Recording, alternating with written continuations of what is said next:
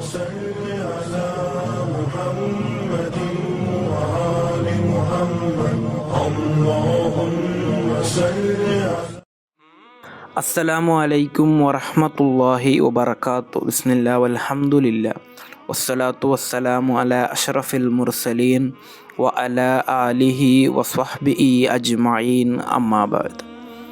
ನಿರಂತರವಾಗಿ ಮಾಡುವಂತಹ ತಪ್ಪಿನಿಂದ ಮುಕ್ತರಾಗಬೇಕಾದರೆ ಇದನ್ನು ಮಾಡಿದರೆ ಸಾಕು. ಸಾಮಾನ್ಯವಾಗಿ ನಮ್ಮ ಜೀವನದಲ್ಲೆಲ್ಲ ನಿರಂತರವಾಗಿ ಮಾಡುವಂತಹ ಒಂದು ತಪ್ಪಿರುತ್ತೆ. ಅದರಿಂದ ಮುಕ್ತರಾಗಬೇಕು ಎಂಬಂತಹ ಆಗ್ರಹ ನಮಗಿರುತ್ತೆ. ಆದರೆ ಅದಕ್ಕೆ ಸಾಧ್ಯವಾಗುತ್ತಾ ಇಲ್ಲ. ಇನ್ಶಾ ಅಲ್ಲಾಹ್ ಅದು ಯಾವ ರೀತಿ ಎಂಬುದನ್ನು ಹದೀಸ್ ಮೂಲಕ ತಿಳಿಯೋಣ.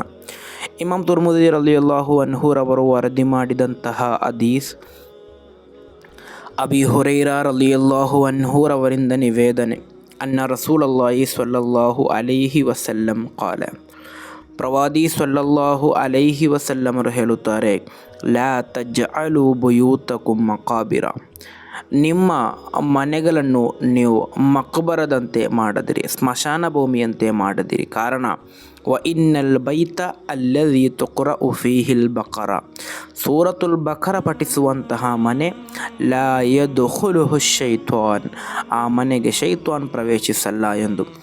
ಇಲ್ಲಿ ಮನೆಯನ್ನು ನಾವು ಸ್ಮಶಾನ ಭೂಮಿಯಂತೆ ಮಾಡಬಾರ್ದು ಎಂದು ಹೇಳಿದ್ದೆ. ಇಲ್ಲಿ ನಾವು ನಿಮ್ಮ ಮನೆಯನ್ನು ಸ್ಮಶಾನ ಭೂಮಿಯಂತೆ ಅಂದರೆ ಕಬರ್ನಂತೆ ಮಾಡಬೇಡಿ ಎಂದು. ಕಾರಣ, ಕಬರ್ನಲ್ಲಿ ಇರುವಂತಹ ವ್ಯಕ್ತಿಗೆ ಯಾವುದೇ ಸತ್ಕರ್ಮ ಮಾಡಲು ಸಾಧ್ಯವಿಲ್ಲ. ಕಬರ್ನ ಮೇಲೆ ಬಂದು ಅವರ ಮಕ್ಕಳು ಕುಟುಂಬಸ್ಥರು ಸತ್ಕರ್ಮವನ್ನು ಮಾಡ್ತಾರೆ. ಆದರೆ ಕಬರ್ನ ಒಳಗಿರುವಂತಹ ವ್ಯಕ್ತಿಗೆ ಅದಕ್ಕೆ ಸಾಧ್ಯ ಇಲ್ಲ, ಅದಕ್ಕೆ ಅವಕಾಶ ಇಲ್ಲ.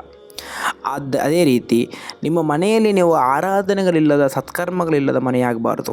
ಅದೇ ರೀತಿ ನೀವು ಮನೆಯಲ್ಲಿ ಸೂರತುಲ್ ಬಕರ ಪಠಿಸುವುದಾದರೆ ನಿಮ್ಮ ಮನೆಯಲ್ಲಿ ಶೈತಾನ್ ಪ್ರವೇಶಿಸಲ್ಲ ಎಂದು.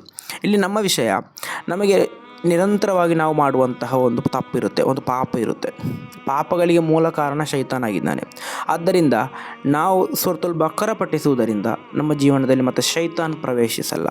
ಮಾತ್ರವಲ್ಲ, ಆ ತಪ್ಪಿನಿಂದ ನಮಗೆ ಮುಕ್ತರಾಗಲು ಸಾಧ್ಯ. ಇದು ವಿದ್ವಾಂಸರವರ ಗ್ರಂಥಗಳಲ್ಲಿ ಹೇಳಿದ್ದು ಕಾಣಬಹುದು. ಆದ್ದರಿಂದ ಸೂರತುಲ್ ಬಕರ ನಿರಂತರವಾಗಿ ಪಠಿಸೋಣ.